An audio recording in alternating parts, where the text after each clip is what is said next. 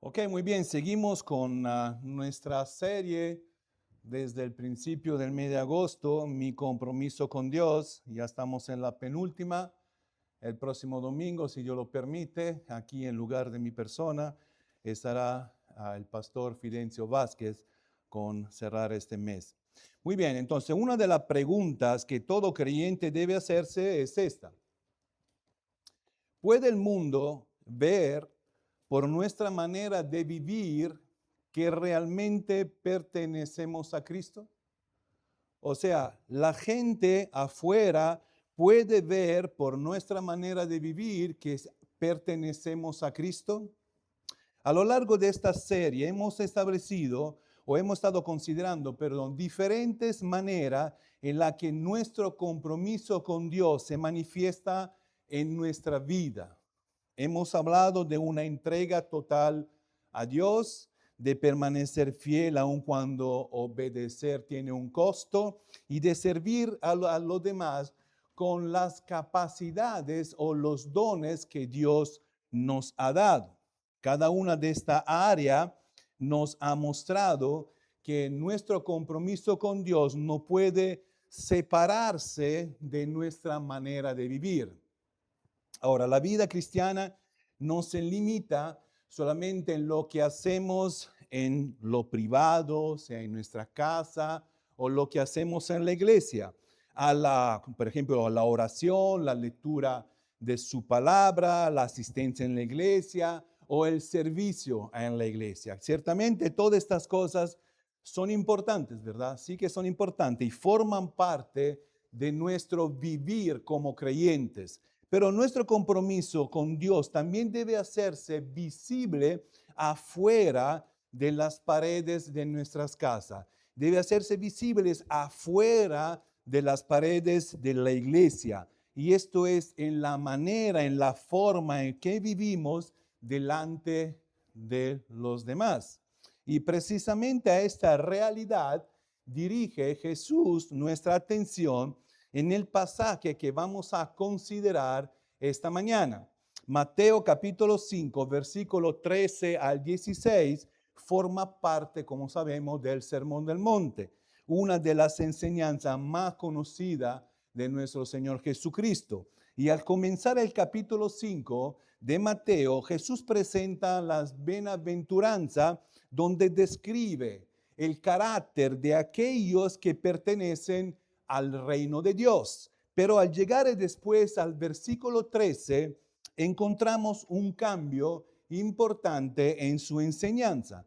Jesús pasa de describir el carácter de sus discípulos a mostrar cómo esta identidad y este carácter debe hacerse visible en medio del mundo.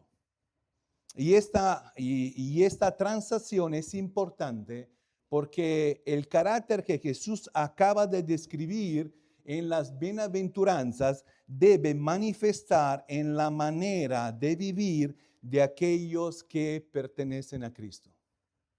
Por eso podemos volver a la pregunta que hicimos al comienzo.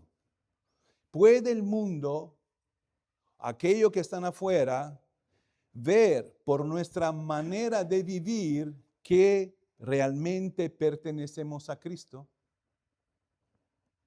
Mateo 5, de 13 a 16, nos ayudará a responder esta pregunta. Al estudiar este pasaje veremos tres verdades. Cumplir nuestro propósito como sal, en el versículo 13, alumbrar como luz en el mundo, versículo 14 y 15, y vivir para que otros glorifiquen a Dios. Entonces, si todavía no lo hicieron, por favor, le animo que abre su Biblia en Mateo capítulo 5, versículo 13, 16, y me acompañe mientras vamos a dar lectura. Cuando lo tienen, cuando lo tienen, están listos, me digan amén y lo vamos a leer. Muy bien, entonces vamos a leer Mateo 5, versículo 13 a 16. Así dice la palabra de Dios. Vosotros sois la sal de la tierra, Pero si la sal se desvaneciere, ¿con qué será salada? No sirve más para nada, sino para ser echada fuera y hallada por los hombres. Vosotros sois la luz del mundo.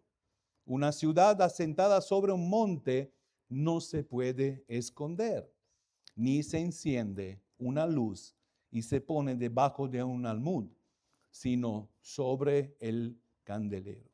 Y alumbra a todos los que están en casa.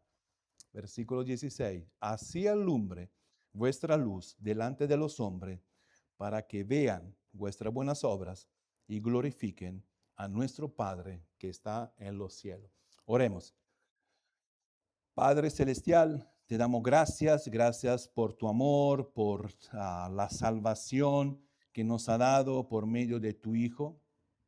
Gracias porque por tu gracia, mediante la fe en Cristo, podemos ser llamados hijos tuyos y conocerte y vivir para ti. Reconocemos, Dios, que muchas veces no vivimos como tú quieres que vivamos. Nuestras palabras, actitudes, decisiones y prioridades no siempre muestran una vida que busca agradarte. Por eso, al abrir tu palabra en esta mañana, te pedimos, mi Dios, que tu Santo Espíritu obre en cada uno de nuestros corazones. Ayúdanos a comprender con claridad lo que tú quieres enseñarnos por medio de este pasaje, y muéstranos, mi Dios, aquellas áreas en nuestra vida que necesitan ser corregidas. Permite también, mi Dios, que tu palabra examine nuestro corazón y produzca en nosotros los cambios que necesitamos para que vivamos de una manera que honre tu santo nombre y te dé testimonio de que sí pertenecemos a ti. Y te lo pedimos en el nombre precioso de nuestro Señor Jesucristo. Amén y amén. Después de presentar las buenas aventuranzas, Jesús comienza esta nueva sesión con una declaración muy importante. Miren conmigo el versículo 13. Dice, vosotros sois la sal de la tierra. Ahora, lo primero que debemos observar es que Jesús dice, vosotros sois. Jesús no está diciendo, traten de convertirse en sal, o algún día llegarán a ser sal. El mismo Señor Jesucristo está declarando algo que ya es cierto acerca de sus discípulos. ¿Y cuál es esta declaración? Que ellos son la sal de la tierra. Esto es importante porque nuestra responsabilidad surge de nuestra identidad. En otra palabra, si somos discípulos de Cristo, si somos creyentes, esto debe reflejarse en nuestra manera de vivir. Jesús está hablando a la misma persona a la cual acaba de describir en las bienaventuranzas. Por lo tanto, después de hablar acerca del carácter de su discípulo, ahora comienza a mostrar qué significa vivir como su discípulo en medio de este mundo. Por eso surge una pregunta. ¿Qué quiso decir Jesús al llamar a su discípulo la sal de la tierra? ¿Qué quiso decir? Ahora, la sal era muy conocida y valorada en el mundo antiguo. Tenía diferentes usos.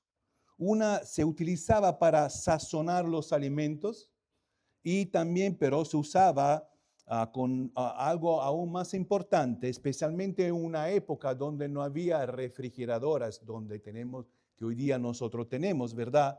era para conservar, preservar los alimentos da su descomposición. Y si vamos a ver, aún en el mundo de hoy día, no solamente en el mundo antiguo, hay lugares donde todavía están utilizando ese sistema de preservar algunas cosas mediante la sal. Ahora, es importante entender que el texto no dice específicamente, si lo referimos a los discípulos, vosotros sois la sal, porque la sal, dice, preserva. Ni tampoco el versículo está diciendo porque la sal da sabor. ¿Ok? Por eso debemos entender, cuidado de no limitar la comparación con uno de estos, o comunque con uno de estos usos cuando Jesús mismo no lo está haciendo. Entonces, ¿qué podemos afirmar a partir de este texto? Lo que Jesús sí deja claro es que la sal posee unas cualidades que distingue o que la distingue y que la hace útil para cumplir su propósito. Y precisamente este es el énfasis que encontramos en la segunda parte de este versículo. Jesús no se detiene a explicar cada posible uso de la sal, sino él dirige nuestra atención al peligro de que la sal pierde aquella, como se dice, aquella parte que la caracteriza. Por eso dice, continuando el versículo 13, pero si la sal se desvanece, ¿con qué será salada? De manera que cuando Jesús llama a sus discípulos la sal de la tierra, está mostrando que ellos poseen una identidad distintiva o distinta, diferente en medio del mundo.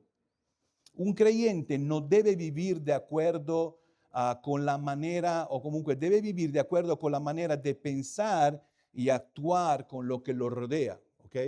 Creo que he creado un poco de confusión. No debe un creyente vivir de acuerdo con la manera de pensar de las personas que le rodea.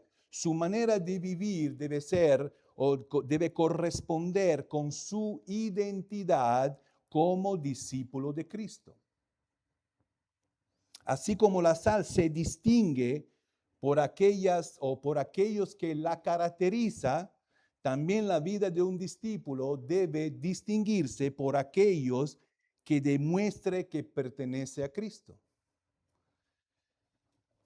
Por eso podemos decir que ser la sal de la tierra significa vivir en medio del mundo de una manera que corresponda como nuestra identidad como discípulos de Cristo, cumpliendo así el propósito que Él nos ha dado.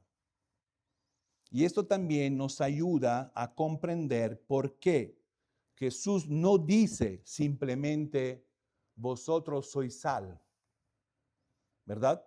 Sino Él dice, la sal de la tierra. Los discípulos de Cristo no han sido llamados a vivir como aislados del mundo. Y es precisamente en medio del mundo donde nuestra identidad como discípulo, como creyentes, como cristiano, debemos o comunque se debe hacer evidente. Es en nuestra vida diaria donde debemos cumplir nuestro propósito como sal, en nuestro hogar, en el trabajo, entre nuestros vecinos y en los lugares donde Dios nos ha puesto. Pero Jesús introduce inmediatamente una serie de advertencias. Mire lo que dice o que sigue diciendo el versículo. Pero si la sal se desvaneciere, ¿con qué será salada? La expresión se desvaneciere significa aquí perder su sabor, volverse insípido. Y a veces esto lo probamos, ¿verdad? Cuando una comida le falta la sal, ¿qué decimos? como que está insípido y no tienes el sabor que debería de tener, ¿verdad? La palabra que Mateo utiliza puede tener también el sentido de volverse necio o insensato, pero aplicada aquí, en este pasaje, a la sal, describe una sal que ha perdido aquello que la caracteriza. En otra palabra, Jesús nos presenta la imagen de una sal que ya no cumple su propósito como sal. Por eso pregunta, ¿con qué será salada? Y la respuesta es clara, es evidente. Si la sal pierde aquello que la caracteriza, no sirve, ¿verdad? Deja de ser útil para cumplir su propósito. Por eso que Jesús en el siguiente dice o añade, no sirve más para nada, sino para ser echada fuera y hallada por los hombres. Y la imagen que podemos ver es fuerte. Aquello que debía ser útil puede terminar siendo desechado simplemente porque no cumple su propósito. Jesús no está explicando aquí todos los detalles de lo que sucede con la sal, sino que utiliza esta imagen para presentar una serie de advertencias a sus discípulos. Nuestra manera de vivir debe corresponder con lo que Cristo dice que somos. Y aquí debemos permitir que la advertencia de Jesús examine también nuestra propia vida. Si Cristo dice, afirma que nosotros somos la sal de la tierra, entonces tenemos que preguntar, ¿estamos viviendo de acuerdo con lo que Cristo dice que somos? ¿Estoy siendo sal en esta tierra? Porque existe el peligro de que decir quizá de boca que somos creyentes, asistir a la iglesia, pero permitir que nuestra manera de vivir se parezca cada vez más a la misma manera de vivir de la gente que no conoce a Cristo.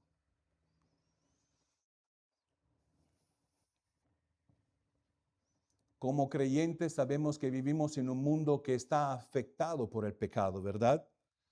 Pero Dios nos llama como a vivir de una manera diferente. Eso significa que nuestra manera de hablar, actitud, nuestra conducta y nuestras prioridades deben representar o reflejar que pertenecemos al Señor Jesucristo. Aun cuando el mundo que nos rodea viva de una manera contraria a lo que Dios ha establecido por medio de su palabra. Por eso preguntémonos, ¿estoy cumpliendo mi propósito como sal? ¿Puede mi familia, la persona que me rodea, ver en mí una manera de vivir que refleja a Cristo? Jesús mismo ha dicho, vosotros sois la sal de la tierra.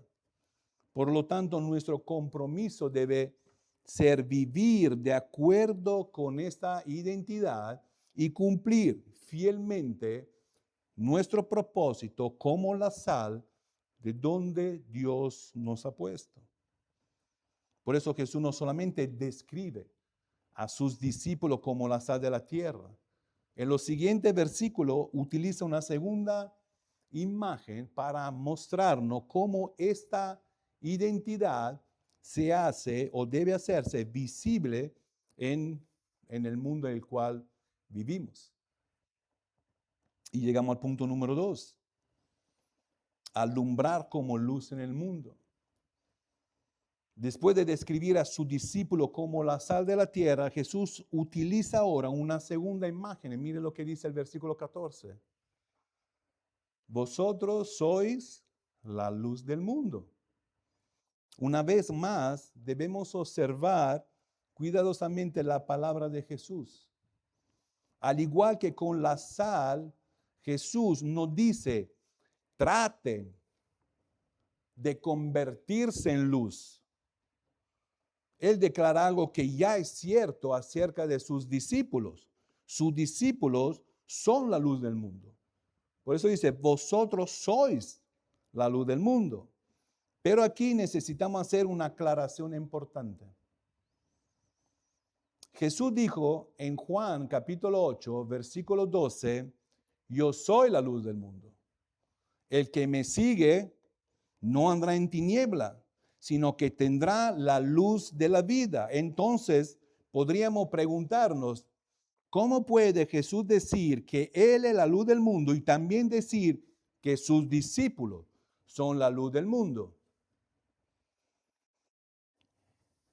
No existe una contradicción. Cristo es la luz del mundo porque la luz procede de Él. En cambio, nosotros no tenemos luz por nosotros mismos. Nuestra condición como luz depende de nuestra relación con Cristo.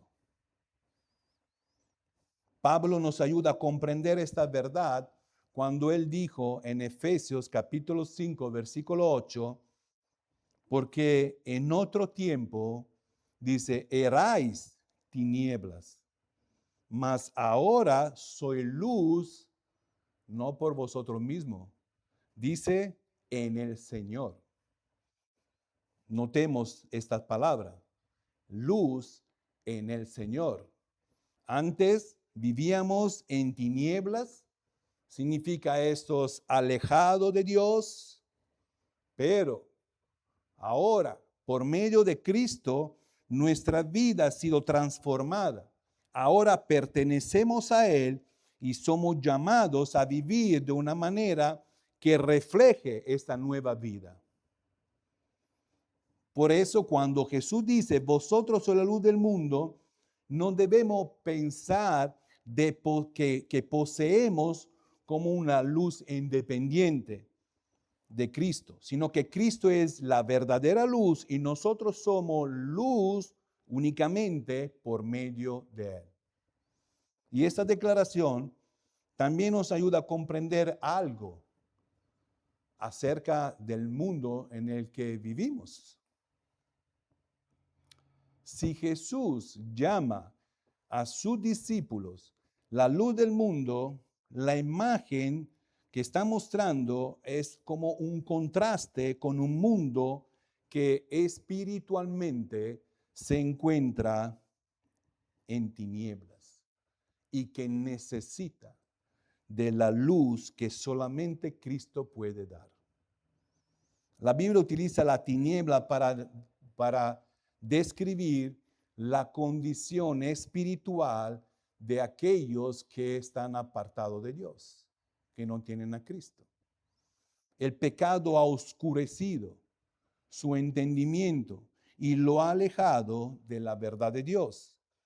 Pero debemos recordar que nosotros también estuvimos en otras condiciones, estas condiciones, como acabamos de leer en Efesios capítulo 5, versículo 8. En otro tiempo, dice Pablo, erais tinieblas. La diferencia no está en que nosotros somos mejores que los demás, ¿verdad? Sino en lo que Cristo ha hecho en nuestra vida. Ahora somos luz en el Señor y esa nueva realidad debe hacerse visible en nuestra manera de vivir. Y precisamente para mostrar el carácter visible de la luz, Jesús utiliza una primera ilustración en el versículo 14. Mire lo que dice. Una ciudad asentada sobre un monte no se puede esconder. Ahora, la imagen es sencilla. Una ciudad construida sobre un monte queda a la vista de todo. Por su ubicación no puede pasar desapercibida ni permanecer escondida. Por eso Jesús dice, una ciudad asentada sobre un monte no se puede esconder. A mi espalda puede ver esta ciudad de donde nosotros vivimos, o de donde vinimos, perdón, de donde vinimos. Se llama Assisi. No está en un monte, pero está en una colina. Y donde estás, lejos de kilómetro, esta ciudad, ahí se ve. No se puede esconder. Ahí está. El énfasis está en que la luz es visible. De la misma manera, si somos la luz del mundo, nuestra identidad como discípulo de Cristo no debe o no puede estar escondida. Tiene que ser visible. Debe hacerse visible. No se trata simplemente de decir que somos creyentes, que pertenecemos a Cristo, sino de que nuestra vida muestre lo que con nuestro labio confesamos, que realmente le pertenecemos. Pero Jesús refuerza esta enseñanza con una segunda ilustración. En el versículo 15, miren conmigo, dice, ni se enciende una luz y se pone debajo de un almud, sino sobre el candelero y alumbra a todo lo que están en casa. El almud era un recipiente utilizado por varios productos, como por ejemplo el grano. Ahora, Jesús está utilizando esta escena cotidiana que ellos reconocen muy bien a sus oyentes que podían a punto comprenderla. Nadie esconde una lámpara para después cubrirla. ¿Y cuál es el motivo? Muy simple, porque al cubrirla perdería, o comunque al cubrirla, impediría que cumpliera el propósito por el cual ha sido encendida, ¿verdad? Por eso Jesús dice, sobre el candelero, y alumbra a todos los que están en casa. La lámpara se coloca en lugar donde puede cumplir su propósito. El propósito de una lámpara cuando la encendemos es alumbrar. Por lo tanto, las dos imágenes que Jesús está utilizando apuntan a la misma dirección. Una ciudad sobre el monte no puede esconderse. Una lámpara encendida no debe de esconderse. La primera imagen destaca una realidad, la luz es visible, mientras que la segunda destaca su propósito. La luz está para alumbrar. En otra palabra, la luz no existe para permanecer escondida. Y esto es precisamente lo que Jesús quiere que comprendamos acerca de nuestra vida como discípulos de Él. Nuestra fe no debe permanecer escondida. Y Pablo expresa esta realidad o comunque semejante en Filipenses capítulo 2, versículo 15. Pablo dice, cuando habla de creyentes que viven, dice, en medio de una generación maligna y perversa, en medio de la cual resplandecéis como luminares en el mundo. Notemos nuevamente que los creyentes, ¿a dónde se encuentran? En medio de esta generación que no conoce a Dios, en medio de un mundo que no conoce a Dios. Y es precisamente ahí donde resplandecen o deben resplandecer como luminares. Eso significa que alumbrar como luz en el mundo no requiere como aislarnos de quien no conoce a Cristo. Al contrario, precisamente en medio de las personas que nos rodean, que nos conocen al Señor, donde nuestra identidad como discípulos de Cristo debe de hacerse visible. Pero también debemos tener cuidado con algo. Alumbrar no significa llamar como la atención sobre nosotros, ¿verdad? Jesús no está enseñándonos a exhibir cuánto soy creyente en mi espiritualidad para que otros nos admiren. De hecho, más adelante, él advertirá contra hacer obras religiosas, dice el versículo 1 del capítulo 6, siempre de Mateo, para ser visto de los hombres. Por lo tanto, alumbrar no significa buscar la atención de los demás, pero tampoco significa esconder nuestra identidad como discípulos. Y precisamente aquí podemos enfrentar una dificultad cuando estamos rodeados de personas que no conocen al Señor. Podemos sentir temor de mostrar que sí pertenecemos a Cristo. Y por temor a lo que puedan pensar o decir de nosotros, podemos sentirnos tentados a esconder nuestra identidad como creyentes. Pero la enseñanza de Jesús es clara. Y Él lo dice, una lámpara no se enciende para esconderla, sino para que alumbre. Por eso debemos preguntar, ¿estoy escondiendo mi identidad como creyente, como discípulo de Cristo? ¿Estoy dejando que mi luz alumbre delante de los demás? Cristo ha dicho que somos la luz del mundo. Por lo tanto, nuestro compromiso debe ser vivir de tal manera que esta luz no permanezca escondida, sino que alumbre en medio de todos aquellos que nos rodean. Pero todavía falta una pregunta más. ¿Cómo debe alumbrar nuestra luz delante de los demás? ¿Y cuál debe ser el resultado? Jesús mismo responde a esta pregunta en el versículo 16. Miren lo que dice.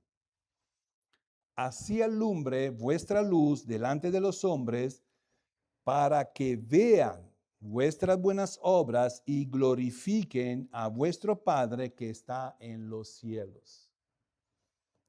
En este versículo Jesús nos muestra cómo nuestra luz debe de hacerse visible delante de los demás y cuál debe ser el propósito de esta manera de vivir. Observemos primero cómo comienza. Dice, así alumbre vuestra luz delante de los hombres. Ahora, la palabra así conecta directamente con la instrucción, con la ilustración de la lámpara del versículo anterior. Así como una lámpara se coloca donde puede alumbrar, Jesús dice que nuestra luz debe alumbrar delante de los hombres.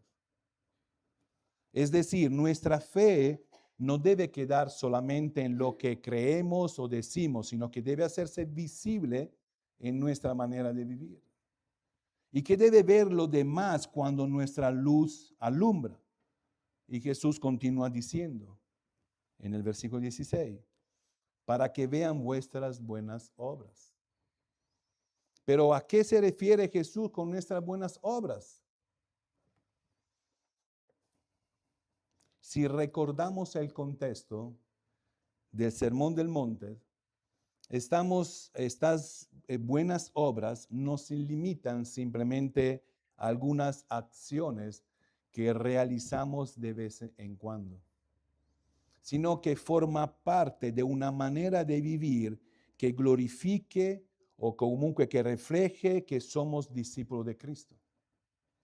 Estas buenas obras se hacen visibles en cosas prácticas en nuestra vida diaria, como por ejemplo mostrar amor hacia los demás o ayudar a aquellos que quizá tengan una necesidad,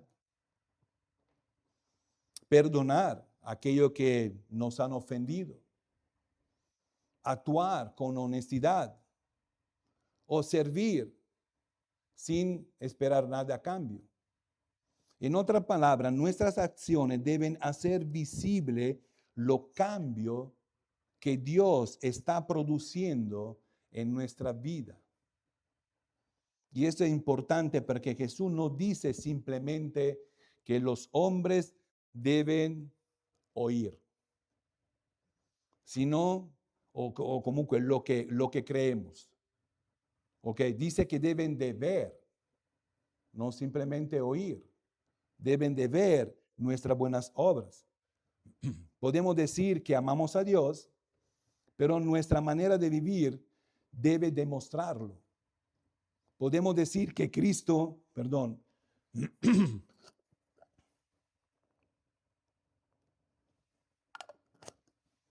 podemos decir que Cristo ha cambiado nuestra vida, ha transformado nuestra vida. Pero este cambio debe poder verse en nuestra vida, en nuestra actitud, decisiones, acciones. Y precisamente por eso Pablo dice en Efesios capítulo 2, versículo 10, porque somos hechura suya, creados en Cristo Jesús para buenas obras, las cuales Dios preparó de antemano para que anduviésemos en ella. Notemos cuidadosamente lo que Pablo está diciendo en los versículos 8 y 9. Él acaba de decir o de dejar claro que somos salvos por gracia, por medio de la fe. Dice, no por obras para que nadie se gloríe. Pero inmediatamente después dice que hemos sido creados en Cristo Jesús para buenas obras. Por tanto, las buenas obras no son el medio, y quiero aclararlo, las buenas obras no son el medio para que obtengamos la salvación. O sea, bien claro. ¿Ok? Sino que las buenas obras son el resultado de una vida que ha sido transformada por Dios. Miren cómo termina el versículo 10. Para que anduviésemos en ella. O la palabra anduviésemos habla de una manera de vivir. Pablo no está diciendo simplemente que de vez en cuando debemos de hacer algunas buenas obras. Está hablando de una vida en la que las buenas obras forman parte de nuestro caminar diario. Y de hecho hay un contraste muy hermoso en este mismo capítulo. En el versículo 2 de Efesios capítulo 2, Pablo dice que antes anduviesteis siguiendo la corriente de este mundo, pero ahora, cuando llegamos al versículo 10, dice que Dios nos ha creado en Cristo Jesús para que andemos en buenas obras. Hay un contraste. Es decir, la salvación produce un cambio en nuestra manera de vivir. Antes andábamos conforme a este mundo, pero ahora, por medio de Cristo, como aquellos puntos que han sido creados en Cristo, debemos andar en las buenas obras o en aquellas obras que Dios ya ha preparado para nosotros. Por lo tanto, las buenas obras son parte de la nueva manera de vivir que muestra que hemos sido salvados por la gracia de Dios. Son el resultado. No somos salvos por obras. Por lo más que podemos hacer, no somos salvos por obras. Pero por medio de la salvación en Cristo, ver esta salvación va a producir obras. Es diferente. Y esto conecta directamente con lo que Jesús está enseñando en el versículo 16 de Mateo, capítulo 5. Nuestra luz alumbra delante de los hombres cuando esta nueva manera de vivir puede verse en nuestras acciones. Pero Jesús lleva esta verdad todavía más lejos. No solamente nos dice que los demás deben de ver nuestras buenas obras, también nos muestra cuál debe ser el propósito de todo ello. El versículo 16 sigue diciendo, y glorifiquen a vuestro Padre que está en los cielos. Ahora, la palabra glorifiquen significa reconocer, dar honor y dar gloria a Dios. Y aquí está el propósito final de todo. Nuestras buenas obras deben ser visibles, pero no para que las personas, como se dice, centren su atención en nosotros. Nuestra manera de vivir debe dirigir su atención. Si ven buenas obras en nuestra forma de vivir, debe dirigir su atención en Dios. No en nosotros. Ay, mira el pastor cómo predica bien. Ay, mira. No, en Dios. Si es algo bueno que podemos ver o que otros pueden ver en nosotros, es para que den gracias a Dios y glorifiquen a Él. Ese es el propósito. Y eso significa que nuestros familiares, amigos, compañeros de trabajo, vecinos, cualquier persona, al observar nuestra manera de vivir, deben poder ver, porque si decimos que somos creyentes, entonces deben poder ver en nosotros evidencia de la obra de Dios. Él es el alfarero, Él es lo que al momento que ponemos nuestra fe en Cristo, Él empieza una obra en nosotros.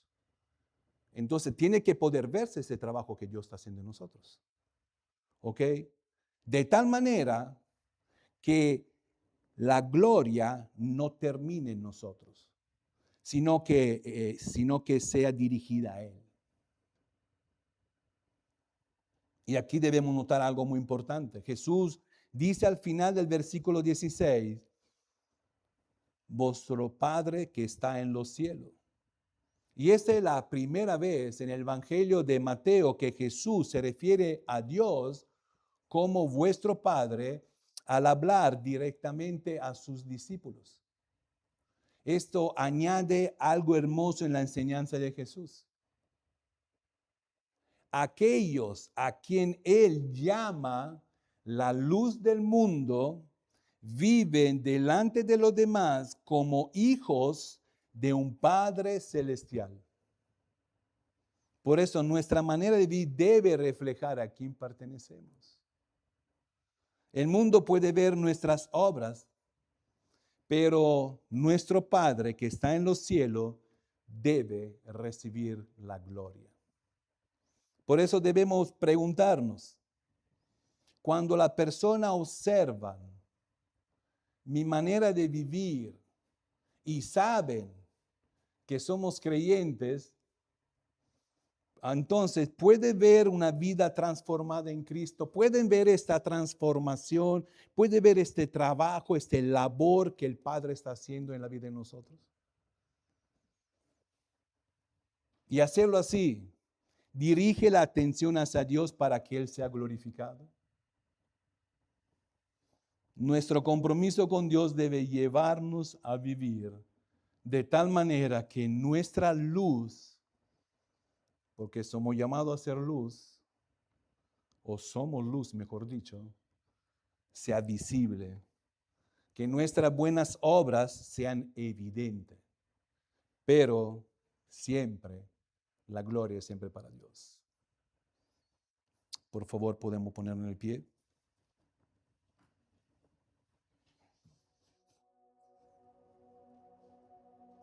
Padre Celestial, te damos gracias por tu palabra, porque una vez más nos ha recordado que nuestra vida como discípulo de Cristo debe ser visible delante de los demás.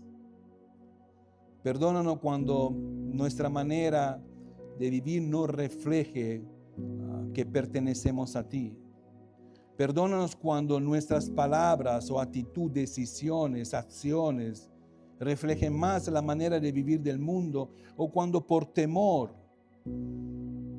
a lo que otros puedan pensar o decir de nosotros, escondemos nuestra identidad como discípulos tuyos, como creyentes. Y te pedimos que continúe, Dios, continúa obrando en nuestro corazón por medio de tu palabra. Ayúdanos a cumplir nuestro propósito como sal de la tierra y a dejar que nuestra luz alumbre. Que nuestra fe, la que profesamos con nuestra boca, puede verse de manera clara en nuestra manera de vivir. Permítenos que al salir de este lugar llevamos a la práctica lo que hemos aprendido, que en nuestro hogar, en nuestro trabajo, en cada lugar donde nos ha puesto, podemos vivir de una manera que muestre que te pertenecemos, que sí somos hijos tuyos, Señor. Y sobre todo, mi Dios, que nunca busquemos la gloria para nosotros mismos. Que quien nos rodean al ver los cambios que solo tú puedes producir en cada uno de nosotros, a ver estos cambios en nuestra vida, puedan reconocer tu obra y darte a ti toda la gloria. Y te lo pedimos en el nombre de nuestro Señor Jesús. Amén y amén.